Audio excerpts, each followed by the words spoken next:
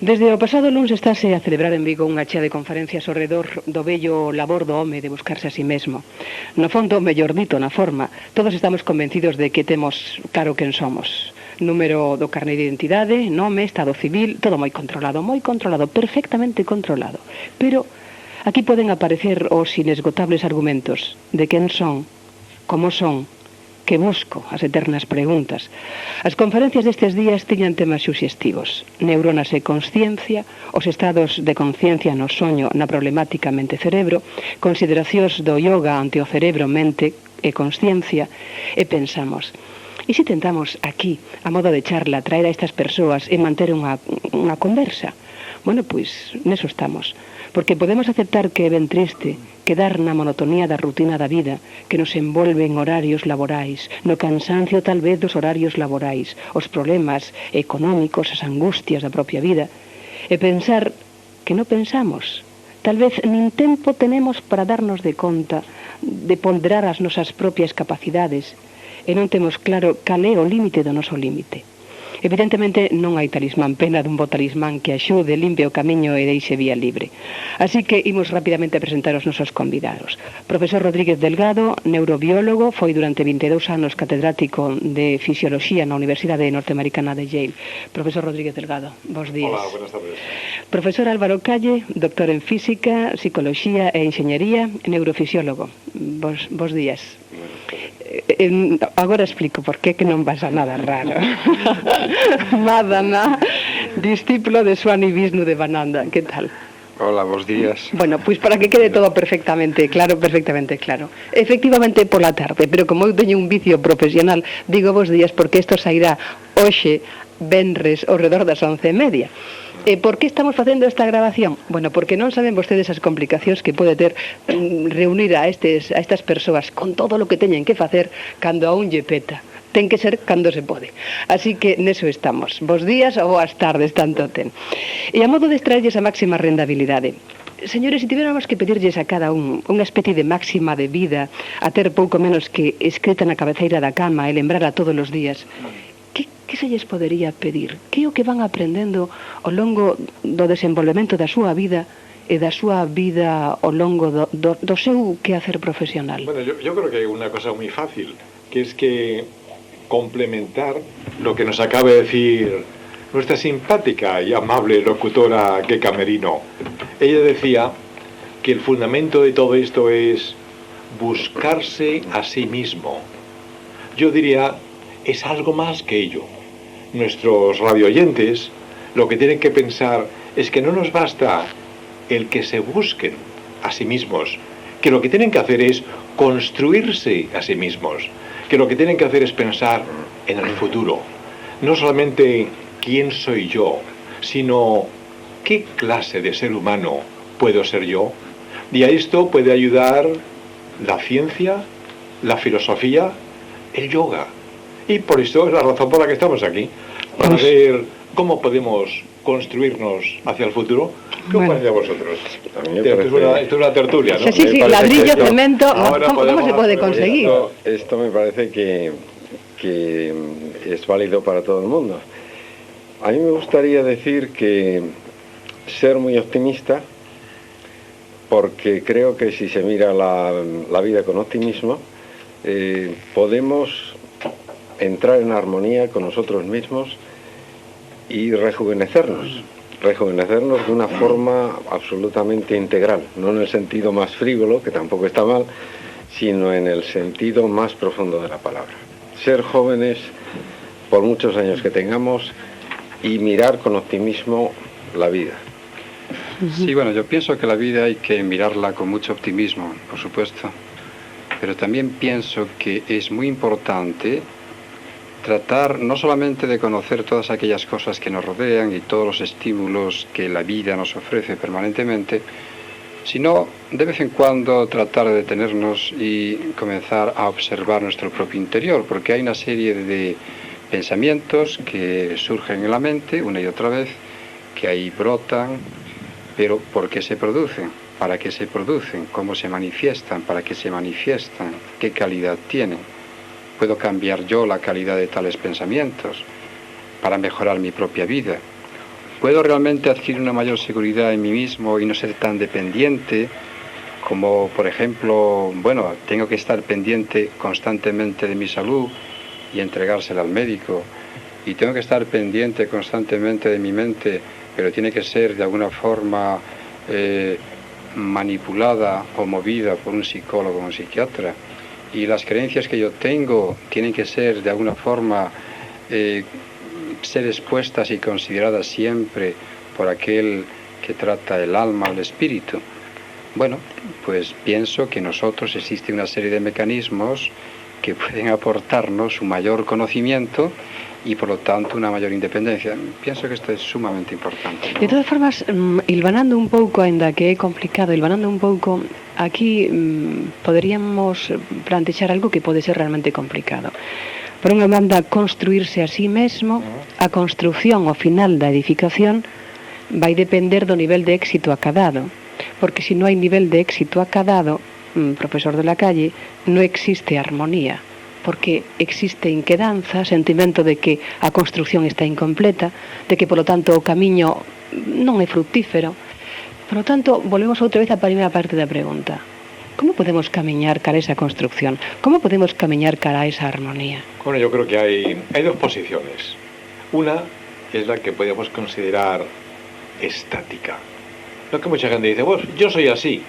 Yo soy así toda mi vida. Está el hablador gallego, y la mamá, y el papá, y el niño. Y dice, yo soy así. Yo lo que digo es que esta posición estática es inaceptable. Porque, pues claro que Kika tiene razón, que tenemos que tener éxito o no. Pero no es cierto que tenemos que tener un objetivo, una meta, que tenemos que tener una idea y que esta idea no es estática, sino es un dinamismo evolutivo y formativo. Claro que hay opciones. Tú puedes ser pues, de una manera u otra, puedes ser albañil o arquitecto, lo que sea, puedes ser bueno o malo. Y lo que tenemos que decir es que en estas opciones tienen consecuencias. Esto es lo que la gente tiene que comprender. Que la manera como cada uno somos, pues bueno, esto es modificable y educable. Así es que, como decía Mazana, hay que pensar un poquito en sí mismos. Y como decía Calle, hay que ser optimista, pero optimista racional. O sea, no pensar en las musarañas. Hay que pensar en algo que de verdad que se puede hacer. Y entonces pensar en las consecuencias de nuestros actos. Hace tiempo yo hablaba de las neuronas torcidas de los malos. Los malos, aunque cuando nadie lo sepa que son malos, ellos sí lo saben. Su cerebro sí lo sabe. Y las neuronas literalmente se le tuercen. Y esta gente no solamente han hecho cosas que están mal, sino que van a tener o remordimientos o van a tener cerebros, neuronas torcidas. Y esta felicidad de la que hablábamos ahora no será alcanzable. Así que puede ser, pues qué te diría yo, el presidente de la Xunta de Galicia, o quien quieras. Bueno, pues si esta gente no hace las cosas bien hechas, pensando no solamente en ellos, egoístamente, sino en los demás. Y aquí, fíjate, de la ciencia y del yoga nos vamos a la política. Si tú haces unas cosas mal hechas para la gente que está bajo tu control, bajo tu autoridad, entonces el problema es no solamente para la gente, sino para ti. Claro, para pero si intentamos ter charla e observamos todo isto con cinismo, xustamente eso será unha angustia para ter o primeiro día. Tal vez na segunda faena. Posiblemente consigamos dormir mal ao terceiro día que facemos unha historia. Pero o 110 xa esquecemos, señor, se fai un xeito de vida. Pues no, porque esto es precisamente la responsabilidad de los que nos educan. Nos tienen que educar de tal manera que hacer las cosas mal sea malo también para nosotros mismos. Así que esto es cuestión de educación. A ver, vamos entrando por ahí. Familia. Venga, cállate. Sí, a mí hay una cosa que me gustaría decirla antes de que se me pasara, porque ayer estuve dando una charla y justamente este mensaje, aunque no venía muy a cuento, se me olvidó y creo que es importante. En el mundo actual en que vivimos, vivimos normalmente a merced de los acontecimientos. Como diría aquel, los acontecimientos nos arrastran, los pensamientos nos piensan a nosotros, no nosotros a nuestros pensamientos.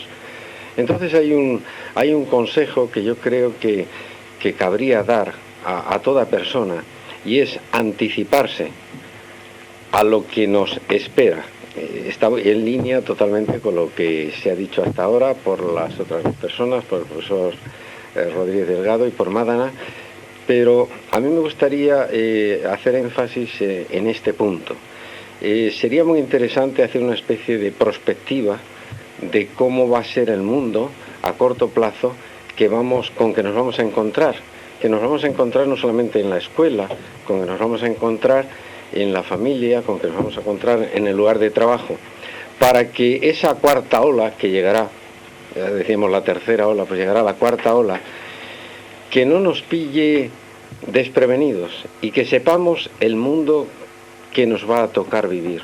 Cando fala en cuarta ola, que símbolo Cuando está se habla de la representando? cuarta ola, se habla de la aceleración del cambio. Ya no es que cambiemos, es que cambiamos cada vez a mayor velocidad. Y por eso se producen ciertas situaciones en las que se acaba en la enfermedad. Cuando el estrés es muy fuerte, pues al cabo del tiempo puede surgir toda serie de problemas. Sería posible, profesor, efectivamente estoy interrumpindo, pero para dar máis rapidez, sería posible realmente un individuo vivindo situacións estresantes que poidera ver todo ese proceso dende a distancia da tranquilidade? Podes estar metido nun auténtico vorágine, ti ser unha máquina dentro de todo na distancia. Y estar tranquilo, sí. Hay unas metodologías, hay unos sistemas que son los que me imagino que Madana querrá decir algo. Y dentro de esas metodologías, dentro de esos ejercicios, se puede ir previendo lo que va a suceder. De tal manera que en los ejercicios, ya yendo a un aspecto práctico, se puede ir planteando ante la mente de la persona que trabaja en cualquier organización lo que le espera con el cambio. Y ahí incluyo cambios de programa de todo tipo, cambios quizá de domicilio, cambios de puesto. Todo eso se puede simular en el sentido de anticipar. Todo eso se puede hacer a nivel mental, y cuando una persona aprende a enfrentarse con esas situaciones estresantes, pero cuando todavía no se han producido, si llega a esa situación, el ser humano puede responder con mayor tranquilidad, con mayor eficacia, y entonces, como decía el profesor Rodríguez Delgado, estamos anticipando el que esas neuronas, como él dice, se puedan torcer, y vamos a ponerle ya todos aquellos soportes para que no se tuerzan si la situación llega. Ás veces se di que hai persoas que se afogan nun vaso de agua. Este afoga nun vaso de agua. Como este es un diálogo, Sí. vamos a dialogar. Por favor. Y yo digo que el profesor Calle tiene razón en algunas cosas y en otras no. Y una Vale, cosa que yo no acepto es lo que le acaba de decir: mundo actual a merced de los acontecimientos. Claro que él tiene razón al hablar de que hay que anticiparse a lo que va a suceder, adaptarse, pero yo diría, debemos aceptar los acontecimientos, o debemos tener personalidad suficiente para cambiar los acontecimientos. ¿Los países del este van a aceptar una dictadura para siempre, o van a rebelarse contra esa dictadura y entonces establecer una democracia? ¿Vamos a aceptar a don Francisco Franco para siempre, o vamos a decir, bueno, pues ya está bien, vamos a hacer otra cosa? No. A aceptar los acontecimientos, yo creo que debe haber un espíritu, ¿por qué no decirlo?, de rebelión en cada uno de nosotros, y en parte el yoga es un espíritu de rebelión, aunque es una técnica tan antigua. ¿Es verdad o no? Aunque no parezca. Sí, efectivamente, en el yoga existe un espíritu de rebelión permanente, por una razón muy sencilla, porque el individuo como tal quiere algo ansiosamente, que es la libertad. En el momento en que existe algún tipo de opresión, automáticamente, tarde o temprano, el individuo quiere salir de tal opresión. Y tanto es así que en el aspecto ya individual, cada uno de nosotros nos sentimos oprimidos por la vida cotidiana, estamos disconformes, nos sentimos frustrados en tantos y tantos aspectos, tenemos tantos y tantos deseos por realizar que parece ser que estos nunca tienen fin, y nos sentimos tan confinados dentro de nuestro propio ego, dentro de nosotros mismos, que tiene que haber desde el interior una explosión permanente por liberarnos de todo ello. Entón, levante o psiquiatra. Ahora. No, porque aquí, claro, cuando uno va al psiquiatra, efectivamente, hay algo muy importante.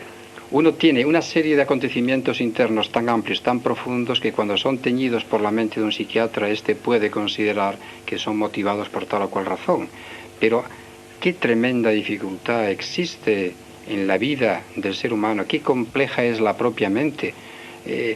Constantemente hay escuelas y escuelas que van surgiendo de pensamiento y de interpretación de lo que es la mente, y nunca nos ponemos de acuerdo. Esa es la razón. Claro, entón habería conceptos seguintes, es decir, vostedes se están falando de sentimento de opresión, un sentimento que non é matérico, é unha sensación opresiva. Entón hai que facerlle caso á cabeza, parar e decir, bueno, en que quero pensar? ¿Qué me está a ocurrir? ¿Qué puedo hacer? Voy a dominar yo a mis pensamientos. Sí, justo. Cuando yo me refería antes que hay que estar preparado a la cuarta ola, no descarto ni mucho menos, en esto no discrepamos afortunadamente en este punto importante. Debemos intentar modelizar el mundo. Totalmente de acuerdo, pero vamos a ser también muy realistas. Y es que el mundo no se deja modelizar tan fácilmente. La pregunta somos nosotros, ¿y quién modeliza al mundo? O sea, ¿qué patrones de conducta, de pensamiento? Esta conversa podría ser pouco antes das eleccións, que sempre se manda vostede durante 24 horas. Pero lo que quiero decir es que la modelización del mundo es parte efectivamente de lo que todos los seres humanos al fin y al cabo queramos construir, con las limitaciones de mando, que también es una variable muy importante a considerar. Ahora, a lo que yo me refiero es que no quita para nada el tener ese empuje intentando modelizar el mundo. Eso no quita nada para ser muy realistas y saber que quizá, que a mí me gusta vivir en el centro de la ciudad, pues a lo mejor las nuevas condiciones que impone el mundo moderno es que tenga que marcharme fuera porque todo el centro de la ciudad lo dediquen a oficinas. Claro, pero o me muevan de trabajo de un sitio para otro. Señor Álvaro Calle, ¿qué é el mundo? El planeta? El Estado? El país? O meu mundo laboral, o meu domicilio, ¿qué es el mundo? El mundo, yo diría que es el conjunto de todas las relaciones que mantienen a los seres humanos trabajando cooperativamente, más o menos positivamente, en una serie de tareas, en una serie de objetivos muy diferentes y que marcan organizaciones muy distintas en ámbitos también, vuelvo a decir, muy, muy diferentes. Entonces, eso tiene una enorme complejidad. Entonces el ser humano puede pretender, primero, ser dueño de sus propios pensamientos, que es para lo que puede servir y ayudar muy eficazmente el yoga. Pero esto no es suficiente. Nosotros no podemos dominar todos los acontecimientos que quizá no sean negativos. Entonces vamos a anticipar qué pueden ser esos acontecimientos negativos, a pesar de los esfuerzos positivos que hagamos para que estos no se produzcan, y si se producen, entonces estar preparados, y de esta manera lo que podría ser un estrés con efectos muy perniciosos, bueno, pues que tenga los menores efectos desfavorables. Sí. Eso es a lo que me refiero. Sí, pero claro, pero en este mundo hay que saberlo modelar. Ahora, Madana ha dicho una cosa que lo siento, pero no tengo más que saltar. La libertad. ¿La libertad? ¿Yo soy libre de hacer lo que yo quiero? Mira, hace poco acabo de escribir un artículo que yo llamo la libertad condicionada. ¿Son libres los gallegos de hacer lo que ellos quieran o están determinados por un gobierno central? ¿Soy yo libre de hacer lo que yo quiera? Y aquí, para decirlo muy brevemente, no hay más que dos opciones. O al niño chiquitito se le da una educación de ideas, de palabras, de religión, de política, y entonces le estás metiendo dentro del niño chiquitito una serie de ideas, de comportamientos sin su conocimiento y sin su consentimiento. ¿Tú te das cuenta de eso? A nosotros nos han enseñado el español, ¿y qué nos enseñamos? Pues no, porque vivimos aquí, o el gallego. Si vives en Galicia, pues a lo mejor hablas gallego. ¿El niño gallego acepta hablar gallego? Pues no, señor, se lo han metido así por las buenas. Así es que de igual manera que le damos al niño una papilla alimenticia, ¿elige el niño su guisante machacado, sus patatas? Pues no, señor, lo que el papá le da. Pues de igual manera que hay una papilla alimenticia, hay una papilla ideológica. Y al niño le han condicionado su libertad por lo que han inculcado cuando tenía, pues, 1 mes y 3 meses y 1 año. Así es que este es el dilema nuestro, de que estamos condicionados en nuestros pensamientos, en nuestras acciones, por lo que nos han inculcado. Ah, tú dices, no, yo a mi niño no le voy a inculcar nada. Le voy a dejar libertad completa, le voy a respetar su personalidad. Pues hija, pues lo ha fastidiado. Porque entonces el niño es un imbécil. Y esto no es un insulto. Es que el cerebro no se desarrolla. Así es que el dilema es, o lo inculcas con papillas, con alimentos y con ideas, o no le inculcas y entonces tienes un débil mental. Fíjate qué terrible. O qué terrible, que realmente escoitando, Bueno, que é un debuxo real, é un debuxo real. Biología, esto no es, sí, é un debuxo real. O que é ¿no? terrible ven sendo persoa madura, pai ou nai, que efectivamente ten na súa man ese bebé, a parte de darlle os guisantes esmagados, ten que darlle unha chea de ideas. Exacto. Que fai? Un individuo crítico e libre dentro de lo posible, nun sistema que prima a obediencia, o silencio. Bueno, pues hay que hacer una cosa, pues es una cosa muy importante, que es el tercer elemento, el escaparse de ello. ¿Cómo? Pues con la inteligencia. O sea, lo que tenemos que enseñar a nuestros niños, y fíjate que ahora estoy hablando del sistema educativo español, es no solamente a ser obedientes, y buenos niños, y lávate los dientes y todas esas cosas, sino también enseñarles a pensar. ¿Cómo se aprende a pensar? Pues difícilmente, pero es una cosa que es nuestra responsabilidad, enseñar un poco incluso rebelión, enseñarle independencia, enseñarle personalidad, y eso no la pueden aprender cuando tiene 1 año. Eso hay que enseñárselo pues a partir de los 7, 8, 10 años, pero esto es esencial en nuestro sistema educativo y político, enseñarle a los niños a pensar. A mí me gustaría, perdona que te interrumpa, para decir una cosa, porque de nuevo, como se me olvide, es algo que todos sabemos, que todos estamos de acuerdo y que se nos olvida decirlo. Vamos a enseñar a los niños a respirar. Claro. Porque esto, que parece tan normal, que a nadie se nos ocurre enseñar a nuestros niños a respirar. Y esto es básico, porque si se enseña a respirar bien a un niño, le enseñamos automáticamente a tranquilizarse, a armonizarse, y de ahí a empezar a dominar de una manera fácil y prácticamente inconsciente sus pensamientos.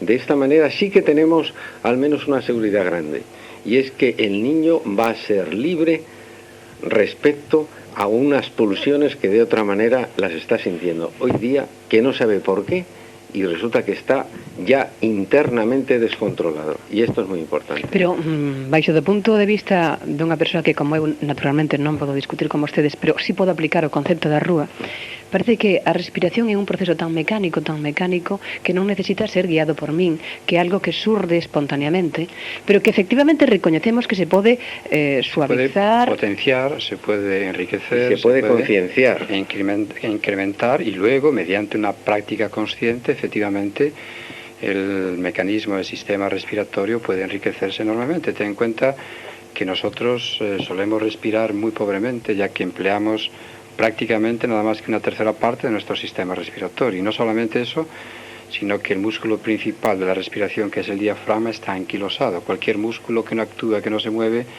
evidentemente deja de funcionar adecuadamente. Y cuando ese músculo se pone en marcha, aparte de que los pulmones son una masa esponjosa y elástica, de darles vida, el mismo movimiento del diafragma lo que hace es masajear los órganos internos. Pero no solamente eso, sino que ya lo habíamos comentado en varias ocasiones nosotros, es que las neuronas necesitan, pues yo diría que el 20% de aportación de oxígeno. Y cuando existe una pobreza de vida de oxígeno, automáticamente tiene que haber pues un comportamiento neuronal pues distinto al que las neuronas realmente requieren.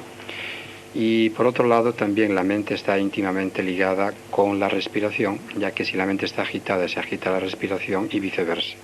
Así vemos un niño muy inquieto, comprobamos que ese niño es incapaz de permanecer quieto en su pupitre.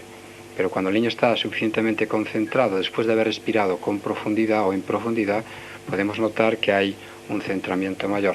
Pero me gustaría, al hilo de lo que el profesor había dicho con anterioridad con respecto a la educación, en la que yo fervientemente deseo que cambien las estructuras evidentemente educativas, pero todos sabemos que como individuos que somos, cada uno de nosotros tiene una serie de gustos y de tendencias.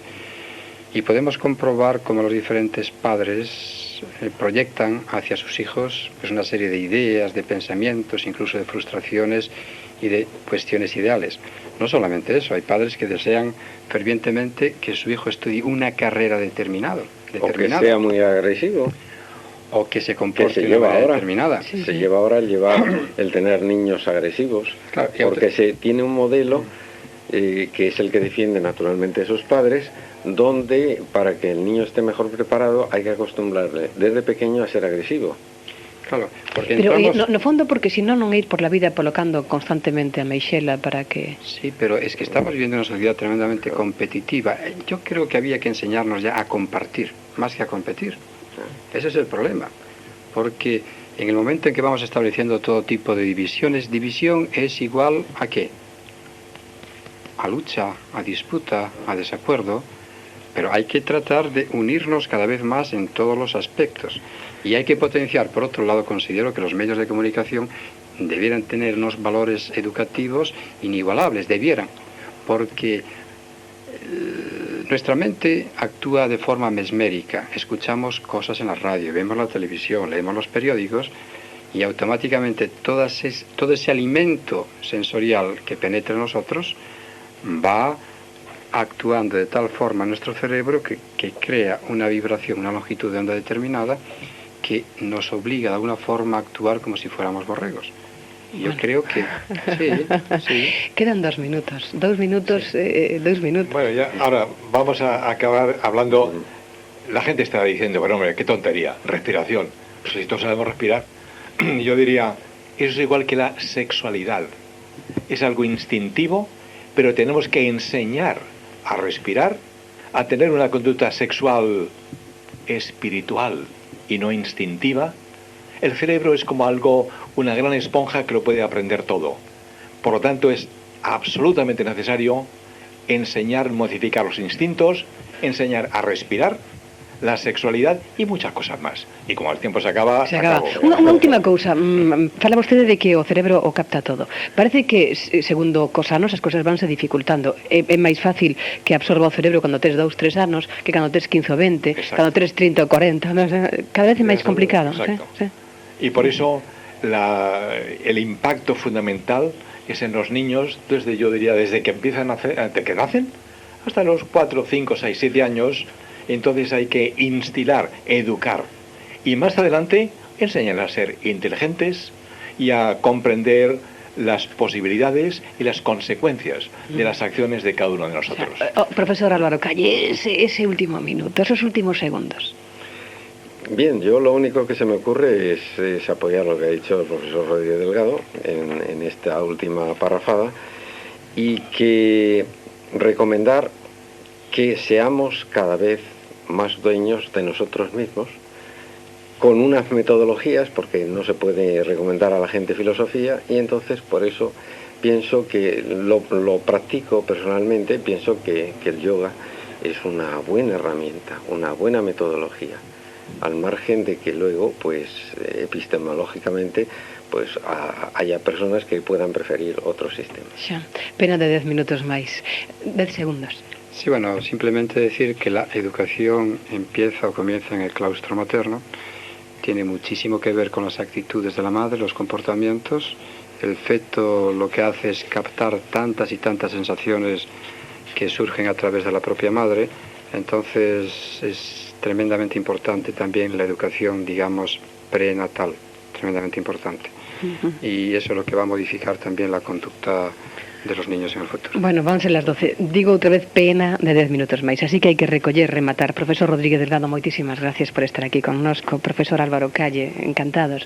Madana, ata outro día. Rematamos, vanse las 12.